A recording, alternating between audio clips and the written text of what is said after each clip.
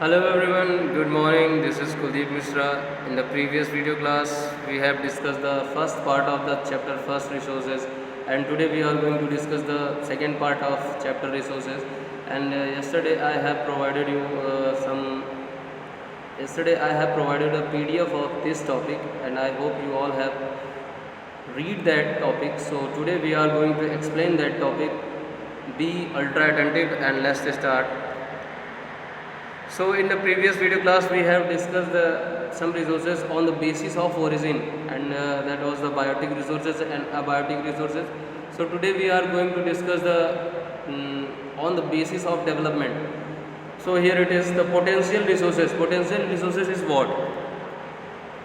Those resources whose total available quantity is non-known at present are called potential. For example, Africa has a great potential for the generation of hydroelectricity. अब जैसे potential means क्या होता है, क्षमता होती है, strength होती है. अब जैसे आपके अंदर क्या पोटेंशियल है, आपको अभी इसके बारे में पता ही नहीं, आप उसको कब पता कर पाओगे? आपको पता है कि मैं कर सकता हूँ, लेकिन आप उसको कर नहीं पा रहे. सेम चीज़ यहाँ पर भी है रिसोर्सेज के जगह. Those resources whose total available quantity is non known at present. मतलब वो रिसोर्सेज कहाँ पर अवेलेबल हैं, उनकी क्वांटिटी कितनी है, ये हमें नहीं पता है, लेकिन वो एक्चुअल में हैं. Are called potential resources. जैसे कि अफ्रीका के पास बहुत ही ज़्यादा पोटेंशियल है हाइड्रो इलेक्ट्रिसिटी जनरेट करने का. ऐसा क्यों हम कह रहे हैं कि वहाँ उनके पास हाइड्रो इलेक्ट्रिसिटी जनरेट करने का बहुत ज़्यादा पोटेंशियल है?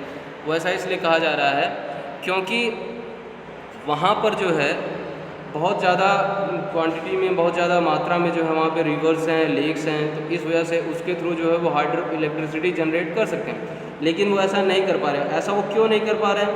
क्योंकि हम लोगों ने प्रीवियस वीडियो क्लास में क्या डिस्कस किया था कि technology and skills also requires for the resources so that they can utilize the resources whatever is present in our environment, whatever is present in our earth crust. जो कुछ भी हमारे earth crust में available है, हम उसको कैसे पा सकते हैं? उसको जब हमारे पास टेक्नोलॉजी होगी, नॉलेज होगा, स्किल होगा, मैन पावर जो है या ह्यूमन रिसोर्सेज वो अच्छे होंगे, तभी हम इस तरह की चीज़ों को कर पाएंगे. अब हमारे पास पोटेंशियल कितना भी ज़्यादा हो, लेकिन हमारे पास नॉलेज और स्किल ही नहीं है, तो हम क्या कर पाएंगे? कुछ नहीं कर सकते. तो दूसरा है एक्चुअल और डेवलप्ड रिसोर्सेज. एक्चुअल और डेवलप्ड रिसोर्सेज क्या है? Those resources whose total quantity and quality are at present known are called developed resources. जो ऐसे resources whose total quantity and quantity are at present known are called developed resources. मतलब जिनकी quantity और quality जिसके बारे में हमें पता है, वो जो है डेवलप्ड रिसोर्सेज की कैटेगरी में आएंगे. अब जैसे हम देख सकते हैं कि अब आज के टाइम पे अगर हम किन चीज़ों के बारे में, जैसे हमारे यहाँ थर्मल पावर प्रोजेक्ट्स हैं कि इन पर्टिकुलर प्लेसेस पे जो है चीज़ें हैं. जैसे कि अब हम बात करें कि चेन्नई का एक प्लेस है, नेवेली नाम की जगह है चेन्नई में. आप लोग आज से फाइंड आउट करोगे where is the Neyveli. I am telling you the state is Tamil Nadu.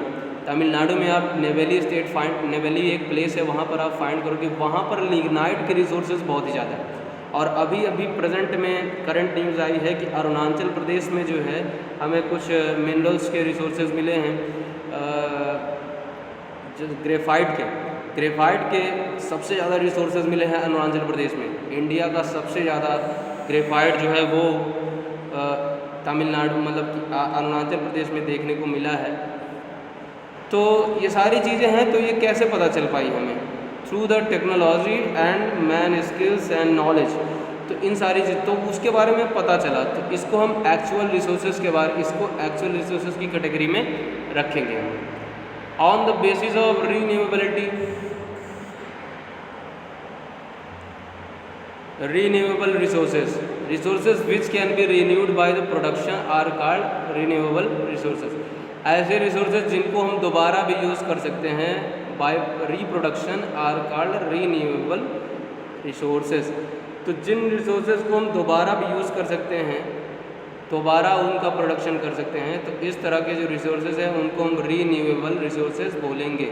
तो इस तरह के रिसोर्सेज आप लोग फाइंड आउट करो कि कहाँ पर हैं, ऐसे कौन से रिसोर्सेज हैं तो वो फिजिकल भी हो सकते हैं, केमिकल भी हो सकते हैं, ऐसा ज़रूरी नहीं है फिजिकल रिसोर्सेज ही आपको, केमिकल रिसोर्सेज भी आप फाइंड आउट करो।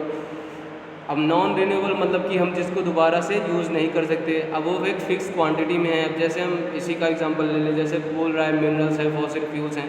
अब जैसे रिन्यूएबल रिसोर्सेज में हम बोल सकते हैं जैसे सोलर एनर्जी है, विंड एनर्जी है। सोलर एनर्जी फिनिश ही नहीं होने वाली है, उसको हम बार बार यूज़ कर सकते हैं। विंड एनर्जी भी फिनिश नहीं होने वाली है, वो बार बार यूज़ हो सकते हैं। जो हाइडल एनर्जी है, वाटर की भी सप्लाई जो है हमेशा होती रहेगी, नदियों में पानी बना ही रहेगा उसके थ्रू जो है।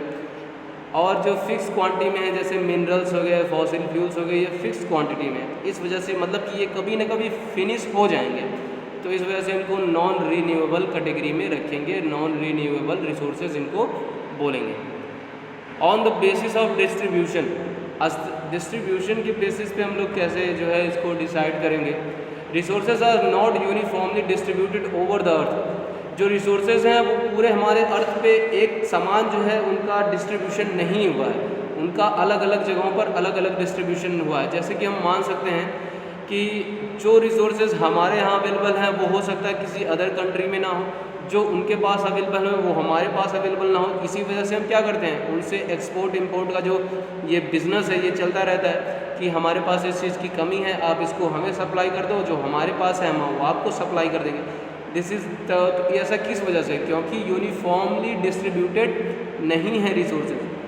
Resources that are found everywhere such as air and sunlight are called ubiquitous. जो रिसोर्सेज हर जगह पर प्रेजेंट हैं तो उनको हम यूबिक्यूसियस काइंड ऑफ रिसोर्सेज बोलेंगे। जैसे कि एयर हो गया, सनलाइट हो गया, इस तरह के जो चीज़ें हैं जो हर जगह अवेलेबल हैं, किसी के लिए मतलब इसमें मतलब डिस्ट्रीब्यूशन नहीं है, हर जगह सबके पास समान मात्रा में समान क्वांटिटी में अवेलेबल है। Resources which are found at certain places are known as localised resources such as gold and silver. कुछ ऐसे भी रिसोर्सेज हैं जो सिर्फ लोकल रिसोर्सेज हैं, मतलब कि कुछ पर्टिकुलर प्लेसेस पे पाए जाते हैं, उनको हम लोकलाइज्ड रिसोर्सेज बोलेंगे। जैसे कि गोल्ड हो गया, सिल्वर हो गया, इस तरह के। जैसे कि अब साउथ अफ्रीका में एक कुछ माइंस हैं, वहाँ पर ही सिर्फ जो है गोल्ड पाया जाएगा। और जो है अफ्रीका में बहुत से ऐसे प्लेसेस हैं, या फिर आप साउथ अमेरिका के कुछ कंट्रीज़ में चले जाओगे तो वहाँ पर आपको मिलेंगे कि गोल्ड और सिल्वर के जो एक माइंस हैं वो वहाँ पर बहुत ज़्यादा अवेलेबल है। हमारे यहाँ जैसे देख सकते हैं कि हमारे यहाँ कर्नाटका में जो है कोलार गोल्ड फील्ड है, जिस पर KGF मूवी बनी है, तो वो कोलार गोल्ड फील्ड की ही बात कर रहे हैं। तो वहाँ पर भी एक तरह का जो है गोल्ड फील्ड है। तो इंडिया में हर जगह तो अवेलेबल नहीं है गोल्ड फील्ड, पर्टिकुलर प्लेसेस पे है, तो इस वजह से इनको हम लोकलाइज रिसोर्सेज की कैटेगरी में रखेंगे। ह्यूमन मेड रिसोर्सेज क्या हैं? Human being are capable of changing natural resources into useful product. They use their knowledge and skill to develop technology to convert the natural resources into useful product. Human being are capable of changing natural resources into useful product. ये बात हम सभी को पता है कि अगर हमारे पास किसी भी तरह की नॉलेज है या स्किल है तो हम किसी भी तरह के नेचुरल रिसोर्सेज को यूजफुल प्रोडक्ट में उसको कन्वर्ट कर सकते हैं। तो इसके लिए हमें टेक्नोलॉजी की रिक्वायरमेंट होगी। तो develop technology to convert the natural resources into useful product. Develop technology to convert the natural resources into, जैसे हम बिल्डिंग बनाते हैं, रोड बनाते हैं, मशीनरी बनाते हैं, व्हीकल्स बनाते हैं, तो क्या बिल्डिंग पहले से ही अवेलेबल है या रोड पहले से ही बनाई हुई है, मशीनरी जो है सब पहले से ही बनी है? ऐसा नहीं है। इसको किसने बनाया? ह्यूमंस ने इसको बनाया। Human resources, the greatest resources of earth is human beings. They are capable of making the best use of natural resources through their knowledge, skills and technology।